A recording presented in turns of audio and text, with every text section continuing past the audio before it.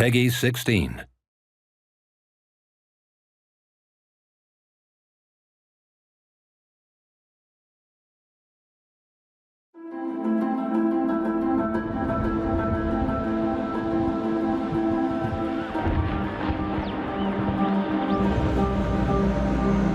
Another important aspect with the storm scene is that it represents a gear change in the story, so this is really the first time the characters are leaving the relative safety of the start of the game, and we definitely wanted to find a way to represent that in the art.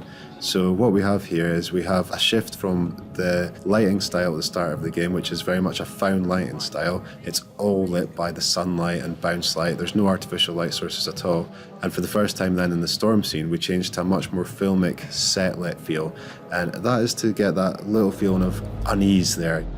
There's a colour change also, so we go from a natural grade to more of a blue-green tint, and that also brings that feeling of unease that everything might not be quite right. And it's the first time in the game that we really see that. So it kicks off then what is to follow in the rest of the game in terms of the horror aspects when they do get on board the ship. As well as that, there's a really important change of camera in terms of when the storm starts. So we go from a more composed, steady camera to a really handheld feel. And the idea there is that we want to emphasize the effects of the storm and have a lot more kinetic feel to the camera work. Also, the feeling there is that you want the audience present in the scene, so having a handheld, it gives this feeling that there's almost an unseen participant following around the characters filming this stuff. So for example, we try things like every time there's movement or a character is dragged or pushed off, the camera goes with them and follows them, just to get the impression that you're right there with them and you're taking part in the storm as well. So that was quite an important beat. Once the characters journey into the ghost ship, the water's still ever present, and we use audio to remind the players of this with the waves pounding against the hull of the boat, like the heartbeat of an enormous beast with these metal creaks and groans, this leviathan ready to swallow them up at any moment.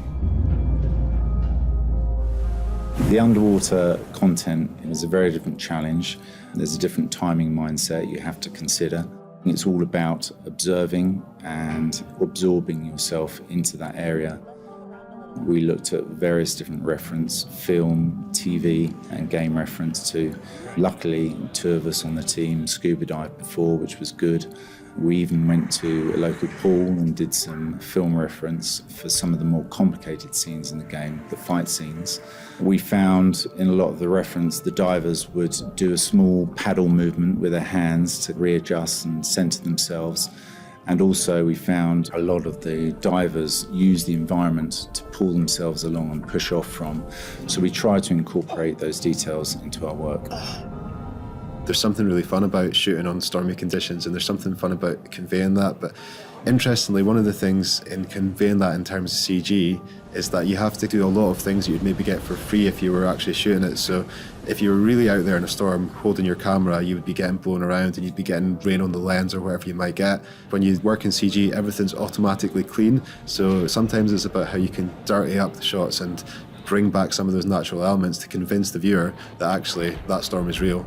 So for example, in the stormy sea, you have a lot of mist, a lot of rain moving around, showing how windy it is, showing how stormy it is, blowing into the camera. So that really adds a lot of life. In the underwater scene, we used it for silt, for plankton, for any kind of dirt and noise in the ocean. And without that, it can really seem quite lifeless. So that was a hugely important element.